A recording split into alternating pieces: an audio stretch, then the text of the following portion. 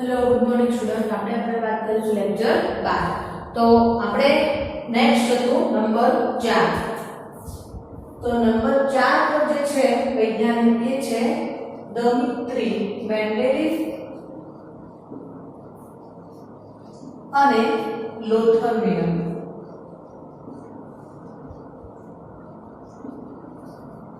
બરાબર દમિત્રી મેન્ડેલિવ અને લોથર વિલિયમ હવે મેન્ડેલિવ જે છે એ થોડો લુચ્ચો વૈજ્ઞાનિક હતો એણે બધા વૈજ્ઞાનિકો સાથે બહુ ચીટિંગ કરી છે બરાબર તો એણે શું કર્યું કે ભાઈ આગળના વૈજ્ઞાનિકો જે થોડા ઘણી માહિતી આપી હતી એ માહિતીનો ઉપયોગ કરી અને એને નવી વસ્તુ આપણને ડિક્લેર કરી હવે એણે બી આપણને એવું જ કહ્યું કે ભાઈ તત્વો જે છે એણે પણ શું કર્યું તત્વોને પરમાણ્વીય ભારના આધારે ગોઠવ્યા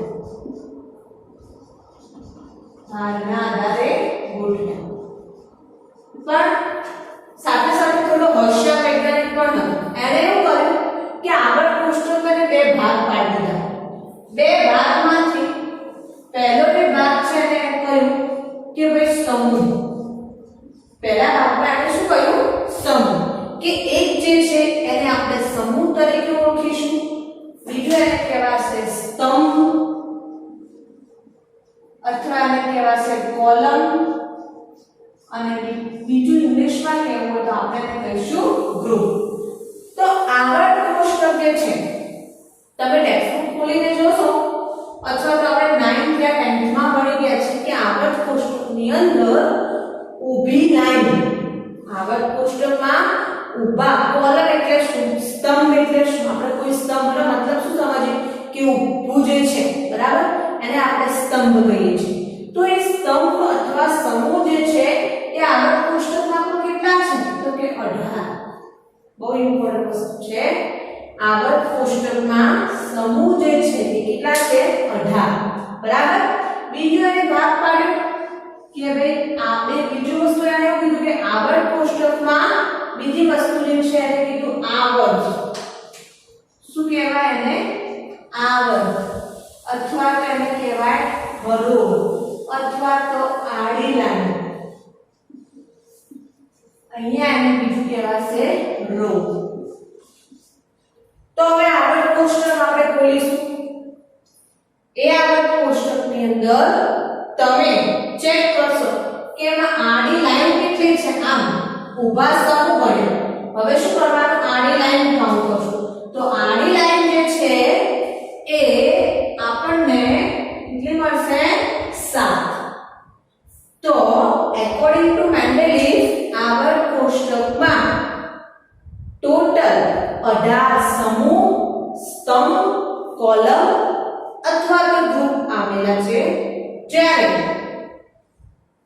આડી લાઈન હરોળ આવર્ત અથવા તો રો એ 7 આવેલી છે બરાબર આ પ્રમાણે એને આપણે વાત કરી હવે આ બધી બાબતોને ધ્યાનમાં રાખી મેન્ડેલિવે એક આપણને નિયમ આપ્યો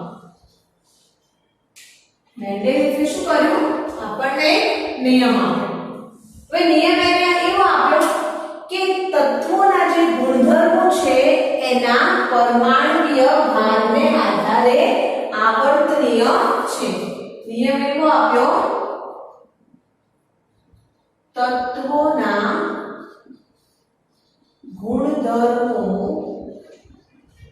તેના પરમાણ્વીય ભારના આધારે આવર્તનીય છે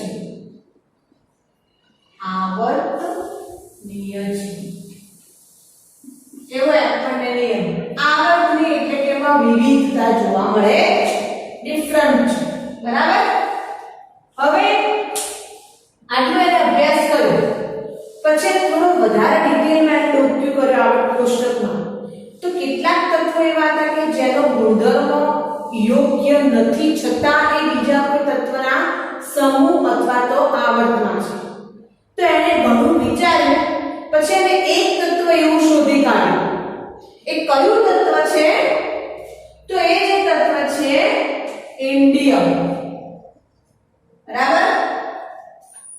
country is India. પરથી યાદ રાખીશું Indium. Indium. Indium જે તત્વ છે એનો પરમાણુ ક્રમાંક જે છે એ કેટલો છે 76. સમજો બરાબર. Indium જે છે એનો પરમાણુ ક્રમાંક જે છે એ 76. તો according to Mendeleev આ જે છે બરાબર એને પરમાણુ ક્રમાંક 75 આર્સેનિક અને પરમાણુ ક્રમાંક 79 સેલેનિયમ ની વચ્ચે મૂકી શકાય તેમ નહોતું. આમની વચ્ચે મૂકી શકાય નહીં. મૂકી શકાય નહીં. હવે આમની વચ્ચે મૂકી ના શકાય. આ જે તત્વ છે એને આમની વચ્ચે મૂકી ના શકાય કેમ? કારણ શું? તો કારણ માત્ર એટલું છે કે આનો ગુણધર્મ અને આનો ગુણધર્મ બંને અલગ અલગ છે. સમજો આ બંનેના ગુણધર્મો એ આના ગુણધર્મથી અલગ છે. માટે આ તત્વ જે છે ઇન્ડિયમ એને આર્સેનિક 75 અને સેલેનિયમ 79 ની વચ્ચે મૂકી શકાય તેમ નહોતું. એનો મતલબ એવો થયો કે આ જે છે ઇન્ડિયમ નો પરમાણુ ક્રમાંક 76 નહીં પરંતુ 114 હોવો જોઈતો હતો. કેટલો હોવો જોઈતો હતો? 114. પરમાણુ ક્રમાંક એ આપણે નીચે લખીશું પદમાં. પરમાણુ ભાર આપણે ભાર હંમેશા માથા ઉપર હોય એટલે આપણે એને લખીશું અપર. બરાબર. તો એને આ પ્રમાણે આપણે વાત કરી. હવે આ એની ધારણા. આ શું હતી? એની ધારણા. પછી એને આ વસ્તુ જે છે એ બીજા સમૂહમાં જોવા મળે. ગ્રુપ 13 અને ગ્રુપ 14. બરાબર. તો આટલું નોટ ડાઉન કરી દો પછી હું ડિસ્કસ કરું.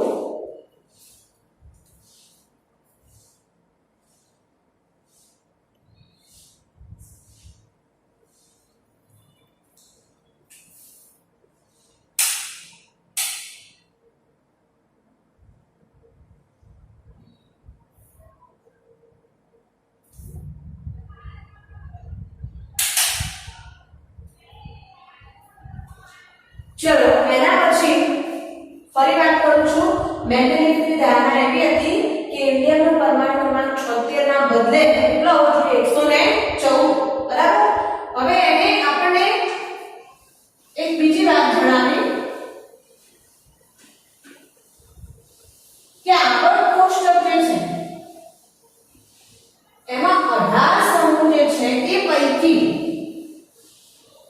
કોઈ પણ બે સમૂહને એબ્સ્ટ્રેક્ટ કરે અલગ કાઢે. તો અહીંયા હું લઉં છું સમૂહ 13 અને સમૂહ 14. બરાબર.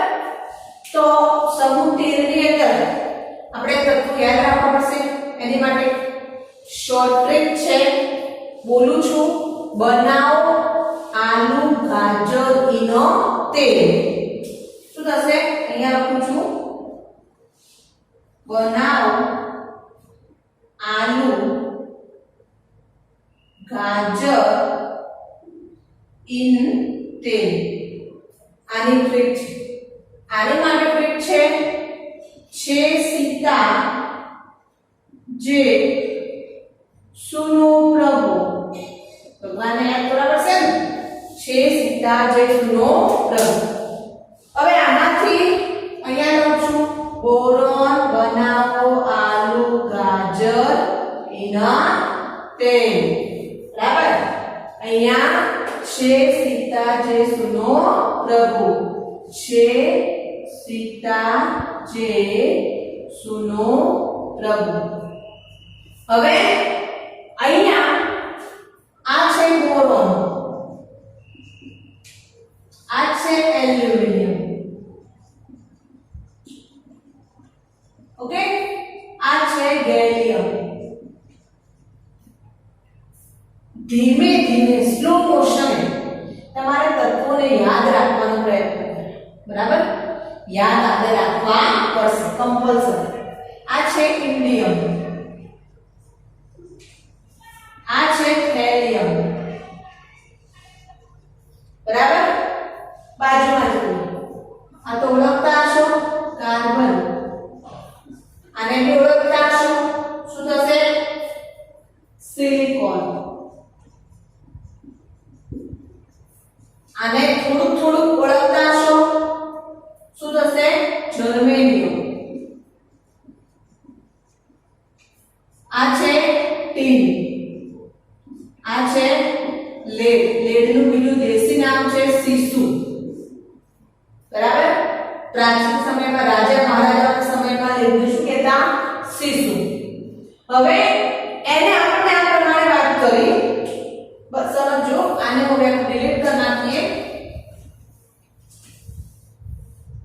હવે એણે કીધું ગ્રુપ 13 ની વાત કરી, ગ્રુપ 14 ની વાત કરી. બરાબર? બધામાં 5 તત્વો છે.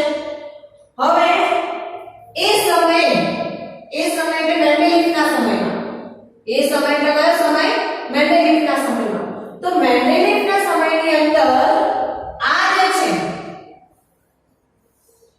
અને એક આ છે, આ બે તત્વોની શોધ થઈ નહોતી. એટલે એને આગળ કોષ્ટકની અંદર તત્વોને સમૂહમાં તો ગોઠવ્યા, પણ અહીંયા શું રાખ્યું? એનું બ્લેન્ક રાખ્યું, જગ્યા રાખી કે જ્યારે કોઈ યોગ્ય તત્વ હશે એ તત્વને એના ચોક્કસ ગુણધર્મના આધારે આપણે આમાં મૂકીશું. તો એલ્યુમિનિયમ જે છે એના નીચે જગ્યા છે. બરાબર? એટલે આ જે ગેલિયમ છે એને શું કીધું? એકા એલ્યુમિનિયમ. શું કીધું? એકા. એકા શબ્દનો મતલબ થાય છે નેક્સ્ટ. નેક્સ્ટ એટલે પછી. તો આને શું નામ આપ્યું? ગેલિયમ ને શેના તરીકે ઓળખાય છે? તો એકા એલ્યુમિનિયમ. ધ્યાન રાખજો. Gallium is known as a eka aluminum. Similar way આપણે બાકી હતું તો જર્મેનિયમ ને શું કહેવાશે? એકા સિલિકોન. એકા સિલિકોન. બરાબર? શું કીધું અહીંયા?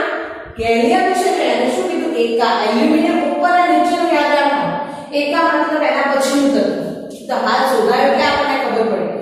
મેન્ડેલિફના સમયમાં ખબર નહોતી. બરાબર? એટલે આને આપણે કીધું એકા એલ્યુમિનિયમ અને આને કીધું એકા સિલિકોન. તમને એક માર્ક્સમાં પૂછે કે એકા એલ્યુમિનિયમ ને એકા સિલિકોન એટલે કયું તત્વ? તો તમને તરત લાઈન સમજવી જોઈએ કે એનો મતલબ આ છે. બરાબર? હવે આની આ જ વસ્તુ એને પોટેશિયમ અને આર્ગોનમાં જોવા મળે. આ જોઈ લો પહેલા, પછી એની વાત કરીએ.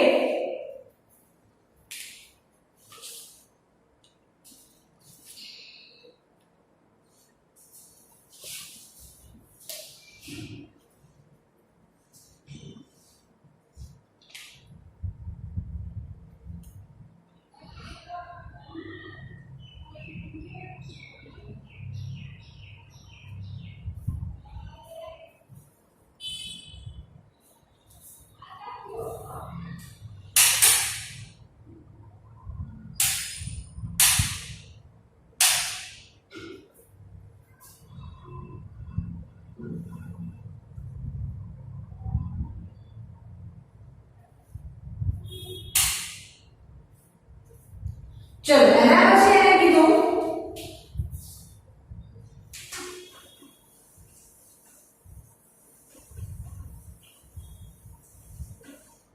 કે આવી નાની વસ્તુ એટલે પોટેશિયમ ને આર્ગોનમાં જોવા મળે. પોટેશિયમ છે 19 અને આર્ગોન છે 18. તો આનો પરમાણુ ક્રમાંક જે છે એ 39. પરમાણ્વીય ભાર અને આનો જે છે 39.55. એટલે આમાં એને ડાઉટ લાગ્યો. શું ડાઉટ લાગ્યો? કે આર્ગોનનો પરમાણુ ક્રમાંક ઓછો છે પણ એનું પરમાણ્વીય દળ વધારે છે. આનો પરમાણ્વીય ક્રમાંક વધારે છે પણ એનું પરમાણ્વીય દળ ઓછું છે. એટલે પાછો તમને થોડો ખચકાયો કે અહીંયા કશું વસ્તુ મિસિંગ થાય છે. બરાબર? પણ એને અહીંયા સુધી આપણને માહિતી આપી. હવે આ માહિતી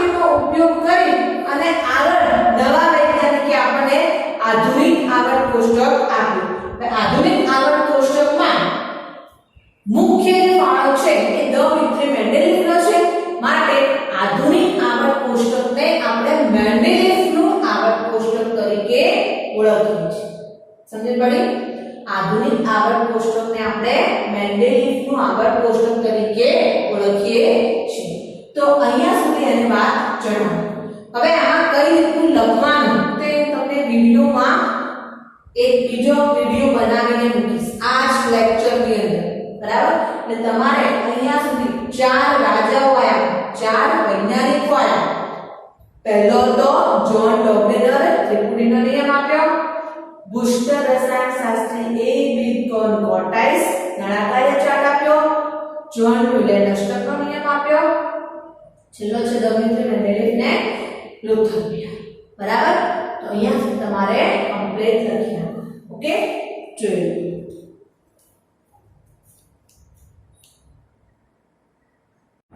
Page 1.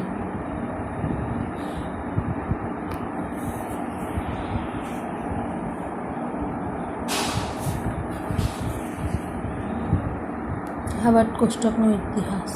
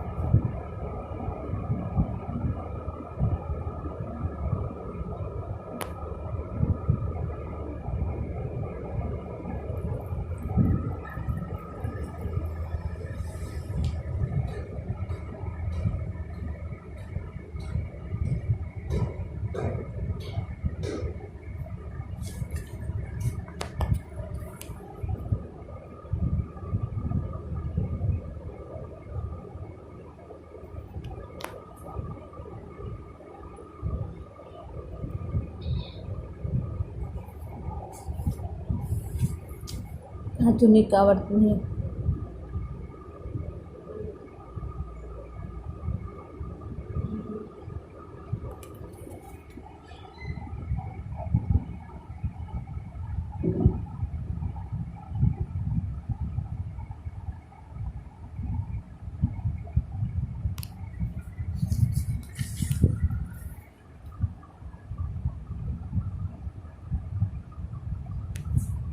અહીંયા પરમાણુ ક્રમાંક તમારે લખી દેવાના લેક્ચરમાંથી.